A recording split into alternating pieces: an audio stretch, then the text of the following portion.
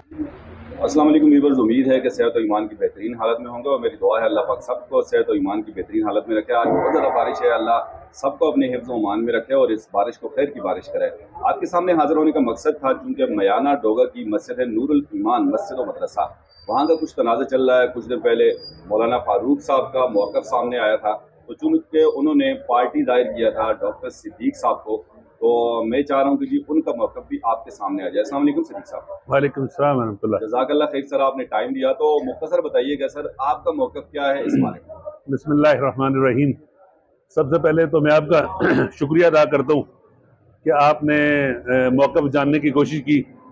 और दूसरा फिर मैं इस पे थोड़ी सी बात ये ज़रूर करूँगा कि जब से कारी फारूक साहब ने ये वीडियो अपलोड की है, उसके बाद 2-3 और मेरे भाइयों ने अपलोड की हैं, तो हक बनता है उनका। मगर ये इतना ज़रूर होना चाहिए था कि वो ज़रूर मुझसे रब्ता करते और मुझसे पूछते कि असल मामला क्या है, तो मैं उनके सामने वजाहत कर देता, तो शायद इस मीडिया के ऊपर जितनी एक्सरसाइज हुई शायद उस अंदाज पे ना होती। बहरहाल मैं इसके बावजूद शुक्रिया अदा करता हूँ और आपका भी शुक्रिया अदा करता हूँ। मुख्तसर सी बात इतनी सी है कि ये मस्जिद की ज़मीन का इंतकाल मिर्ज़ा नूर जो इस जगह की मालिक थी, उसने 2021 में मोहम्मद नवाज के नाम इंतकाल 4 कनाल 10 मरले का कर दिया। 20-21 साल ये जमीन पड़ी रही, बे इंतकाल किया। 20-21 साल ये जमीन पड़ी रही। फिर ये कारी फारूक साहब जो हैं और बहुत ही मेहरबान दोस्त हैं हमारे, ये आए, इनसे मैंने दरखास्त की और इन्होंने अपने एक अरबी शेख से बात की। अरबी शेख ने उसके ऊपर बिलिंग जाहिर की।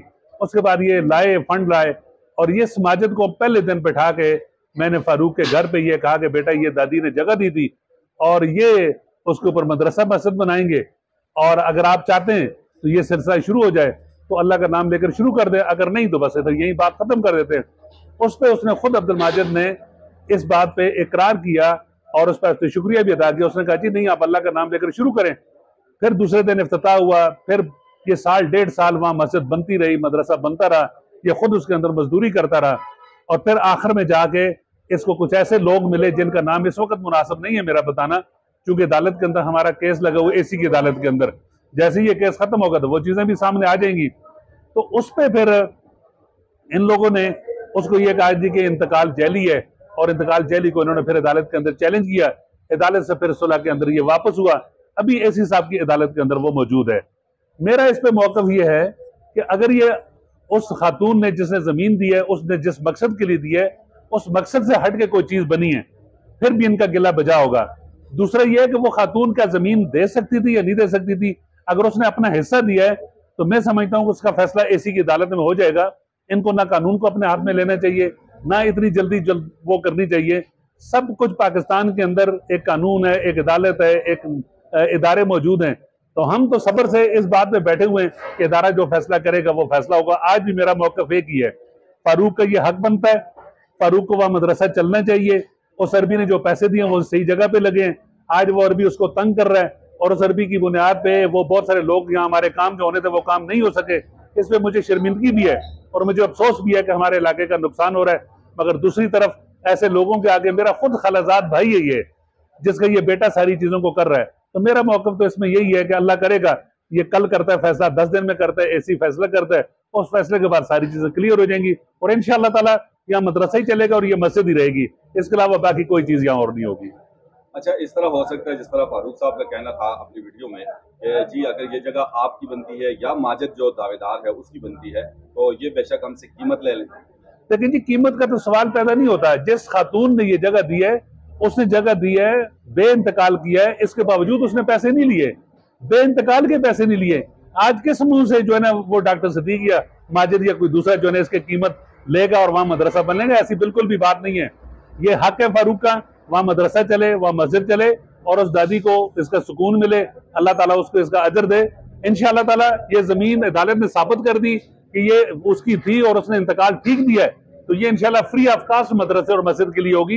1 रुपए की भी इसके अंदर कोई एक्सरसाइज ऐसी नहीं होगी कि हम इसको पैसे लें और उसको वो कर दें। मगर अब चूंकि मामला अदालत के अंदर है, मेरे हाथ में है नहीं, ये एसी साहब के हाथ में सारे बयानात सारी चीजें हो गई हैं, जैसे इसी साहब उसका फैसला करेंगे उसके मुताबिक इंशाल्लाह इसको हम शिफ्ट कर देंगे। अच्छा, अभी सोशल मीडिया पे कल से मैं देख रहा हूँ, बल्कि सुबह से कुछ चीजें गर्दिश कर रही हैं कि जी मदरसे की चारदीवारी तोड़ दी और दीवार तोड़ दी, तो इसमें क्या सदाकत क्या कुछ है? देखें जी, ये मदरसे की चारदीवारी नहीं तोड़ी, मदरसे का खुद पीछे से कमरे की दीवार तोड़ दी है।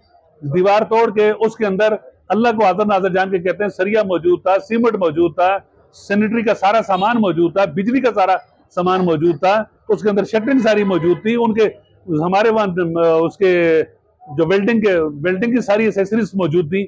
आज वो हैं या नहीं है, मगर कल ये तोड़ के और उन अल्लाह के बंदों ने ये कानून को अपने हाथ में लिया है और जिसके अंदर हम इंशाअल्लाह ताला कानूनी कार्रवाई करेंगे, वो हमारा बुनियादी हक बनता है। मगर उन्होंने ये ज्यादती की है। चाहिए तो ये था जब ये मीडिया में भी बात आ रही है, फिर अदालत के अंदर भी बात है, फिर सब्र शुक्र करते, जैसे अदालत कोई फैसला करती तो फिर करते। तो आज ये पूरी दुनिया के सामने या मेरे उन भाइयों के सामने जो रोज कमेंट्स करते हैं, जिसपे ऊपर मैं जवाब नहीं दे पा रहा था या देना नहीं चाह रहा था, तो वो आज उनको पता चल गया कि कौन कानून को हाथ में लेता है। ये दीवार नहीं तोड़ी, चारदीवारी की दीवार नहीं तोड़ी, बल्कि उस कमरे की दीवार तोड़ के पूरा उसके अंदर से दरवाजा बना के उन्होंने सारी चीजों को वो किया, जिसके अंदर इंशाअल्लाह ताला हम कानूनी कार्रवाई पे जाएंगे। एक बात मैं इसमें एक और ऐड करना चाहता हूँ, इसी मिर्ज़ा नूर का ये मेरे वालिद की सगी फूफी है। मेरे वालिद की क्या है? माजिद की परदादी है, माजिद की परदादी है, मेरे वालिद की सगी फूफी है। मेरे दादा का नाम अब्दुल्ला है और मिर्ज़ा नूर के वालिद का नाम सलाम गुल है। इन्होंने डेथ सर्टिफिकेट बनाया है जिसके ऊपर लिखा मिर्ज़ा नूर वल्द अब्दुल्ला। ये चीज भी हमने चैलेंज की हुई है, ये चीज सामने आ जाएगी तो खुद पता है इन्हीं चीजों के ऊपर ये सारी एक्सरसाइज कर रही थी। वो मर गई थी, इंतकाल हुआ। आप मुझे ये बताएं, क्या ऐसा मुमकिन है कि खातून मर जाए और उसके बाद इंतकाल, और वो भी एक पहाड़ की जगह पे जाके इंतकाल करे, और किस लिए करे कि वहां मदरसा मस्जिद बनना है? इंशाअल्लाह ताला ये मिर्ज़ा नूर दादी का ख्वाब पूरा होगा, या मदरसा चलेगा मस्जिद, और बगैर किसी मसलक के। ये बात भी जो बार बार आ रही है सुन्नत अल जमात और जमात इस्लामी, खुदा गवाह ये मामला नहीं है। ये मामला मेरा, माजिद का और फारूक का है। माजिद इसके अंदर जिद कर रहा है, किसी के कहने पे वो अदालत साबित कर देगी। फारूक का हक बनता है कि फारूक ने वहां पैसे लगाए हुए हैं और वो मदरसा और मस्जिद चले, और हमारी ये जिम्मेदारी है उस दादी के लिए, साथ हमारा ये वादा है कि इंशाअल्लाह ताला यहाँ मदरसा और मस्जिद चलेगी, अल्लाह ताला उसको उसका अजर भी देगा। अच्छा, जिस तरह हमारा इलाका है, यहाँ पे जिरगा सिस्टम होता है और इलाका तनावल की ये बड़ी रीत रवायत रही है और अभी भी है, जिरगा होते हैं, तो क्या इलाके के मुअज़्ज़िज़ीन या माहिदीन में से कोई ऐसा जरगोई नहीं उठ पाया जो इसमें जिरगा बुलाता और आपको भी बिठाता, इनको भी, फारूक को भी बिठाता, माजिद को भी बिठाता, तो फैसला कर पाता? इसमें बहुत ही अच्छा सवाल आपने किया और ये बुनियादी सवाल है, क्योंकि 4 साल हो गए तो जिरगे तो होने चाहिए थे। हमने इस चीज को किया कि हमें पता है कि हमारा यहाँ अदालती निज़ाम जो है उसके अंदर कितना डिले एक्सरसाइज होती है। इसके अंदर जिरगा हुआ, 200-250 लोग आए बैठे, उन सब ने सारी चीजों को, ये मेरे ख्याल में 2 साल पहले की बात है, वो सब बैठे, हमने उनको इख्तियार दिया। उसके ऊपर उन्होंने कहा जी कि इनका खर्चा हुआ है, आप मेहरबानी करके इनका खर्चा दे दें, आइंदा ये मदरसे और मस्जिद को नहीं छेड़ेंगे।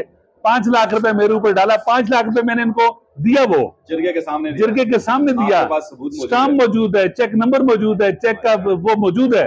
और फिर उसके बाद इन्होंने कहा जी कि नहीं, ये मदरसे मस्जिद के नाम करें, मस्जिद के नाम करें।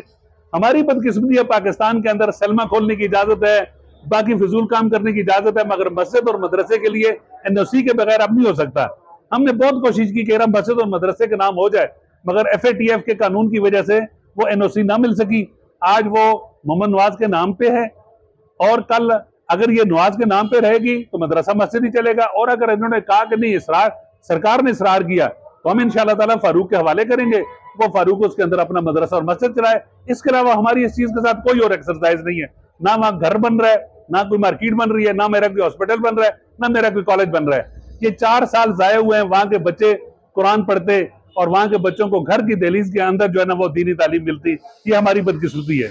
जज़ाकल्लाह खैर जी, आपने टाइम दिया। वीवर इजाजत दीजिएगा डॉक्टर अतीक चांद और डॉक्टर सिद्दीक साहब को। अल्लाह हाफ़िज़।